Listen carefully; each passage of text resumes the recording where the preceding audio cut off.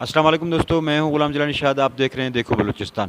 آج ہم ایک ایسی شخصیت کے ساتھ موجود ہیں جو کہ اپنے زمانے میں ایک بہت ہی اچھے خوشنویس ہوا کرتے تھے، اور یہ عبد الرحمن چاچا ان کا نام ہے. یہ جو ہے خوشنویس ہوا کرتے تھے، اور ایک دوسری جو بات ہے جو ان کی لگن اور محبت کے حوالے سے جس چیز نے ہمیں مجبور کیا ہے کہ ہم آپ تک یہ بات پہنچائیں، یہ 1974 75 76 77 78 کے زمانے میں جب شہید ذوالفقار علی بھٹو کی حکومت تھی تو بلوچستان میں خاص طور پر یہ خوشنویس تھے. بھٹو صاحب کا جو بھی کام انہیں اچھا لگتا تھا تو یہ اپنی خوشنویسی کے حوالے سے جو ہے یہ اس کے پوسٹر اور پینافلیکس وغیرہ اس زمانے میں تو نہیں تھے، یہ ہاتھوں سے لکھتے تھے اور اس کو پھر جو ہے یہ پرنٹ کراتے تھے عام سی مشینوں پر.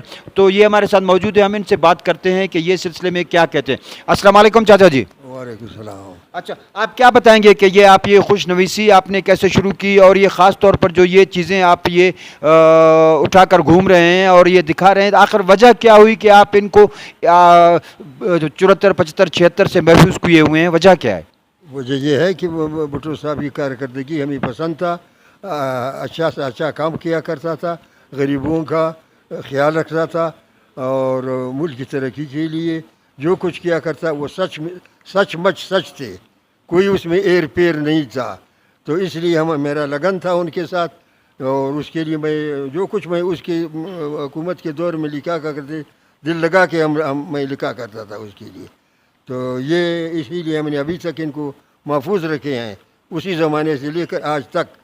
تو یہ اس کی اچھائی کا یہ وہ ہے ثبوت ہے. اور وہ بھٹو صاحب تو وہ آدمی تھا کہ پاکستان میں ہمارے نظروں میں میرے عقیدے میں پیدا ہی نہیں ہوا ہے. بس یہ اتنا ہی ہے ہمارا بات. اچھا، یہ جو مختلف زبانوں میں یہ جو پوسٹر لکھے ہوئے ہیں جن کی خوشنویسی آپ نے خود کی ہے، آپ نے اپنے ہاتھوں سے ان کو لکھا ہے، تو یہ جو ہے ان میں کیا کیا لکھا ہوا ہے؟ اس میں جو ہے کون کون سی زبانوں میں لکھا ہوا ہے؟ پشتو میں لکھا ہوا ہے. پشتو میں اس لیے لکھا ہوا ہے کہ پشتون لوگ جو ہے نا پشتو میں پڑھے، وہ سمجھے ان کی کارکردگی وہ اور اس کی اچھائی، اسی لیے اس کو پشتو میں پوسٹر لکھے ہیں.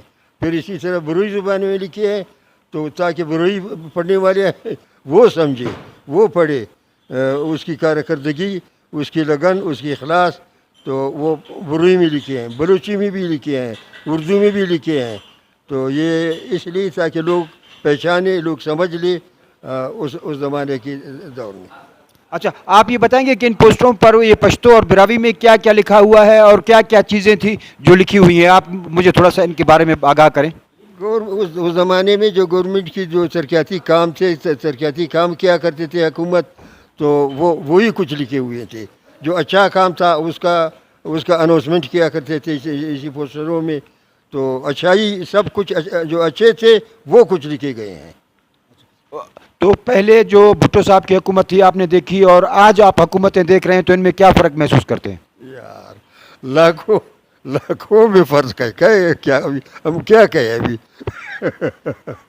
بھٹو کے دور میں تو بھائی بس ہر آدمی مطمئن تھا، ہر آدمی بادشاہ تھا، کسی چیز کی کمی نہیں تھا، مہنگائی نہیں تھا، کچھ بھی نہیں تھا، کوئی پریشانی اتنا نہیں تھا.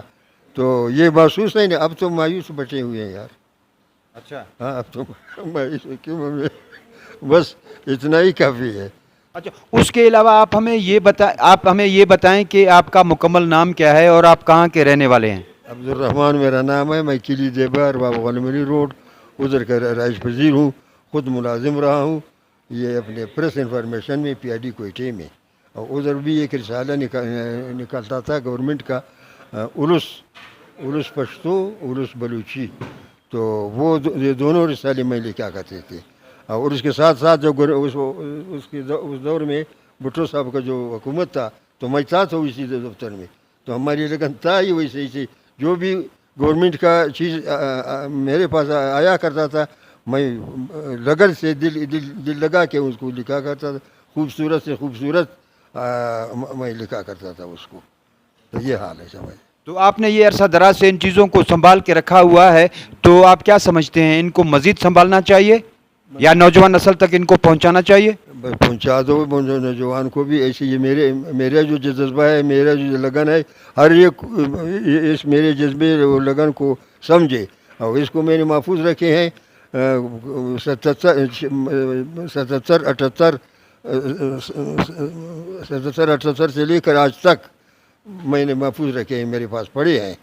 तो जब भी ज़रूरत पड़ेगी मैं ज़रूर उसको पीपल पार्टी के दफ्तर में मैं पहुंचाऊंगा, दूसरों को भी दिखाऊंगा कि यूँ भी काम करते हैं। इस बंदे ने भी काम किया था, ये भुट्टो था, इसने काम किया, ये उनके काम है। तो ये सबूत है, कोई ऐसी क्या कहते हैं, कोई एर पैर वाली बातें नहीं है इसमें, बिल्कुल न झूठ है उसमें। वो जो कुछ किया करता था दिखाकर भी किया करता था। आज के हुक्मरानों को आप क्या कहना चाहेंगे? यार बस वो हुक्मरानों को मैं यही कहना चाहता हूँ कि वो भी इसी रास्ते को पकड़े, ये रास्ता सीधा रास्ता है, इसी पे अमल किया करें जैसे भुट्टो साहब ने किया है। जैसे भुट्टो साहब क्या करता था, जैसे बेनज़ीर किया करता था। तो बस ये हमारे मुल्क की भलाई भी इसी में है, हमारे मुल्क की तरक्की भी इसी में है, लोगों की हौसला अफजाई भी इसी में है। अगर ऐसा ही करे तो अल्लाह बेहतर करेगा। मेहरबानी। जी दोस्तों, आपने सुना, ये थे चाचा अब्दुर्रहमान खुशनवीस, जो कि अरसा दराज से इन नायाब चीज़ों को छुपा के रखे हुए थे कि हमने इन्हें देखा और आप तक पहुंचाया। अब इजाज़त दीजिएगा अपने ग़ुलाम जिलानी शाद को। अस्सलामु अलैकुम।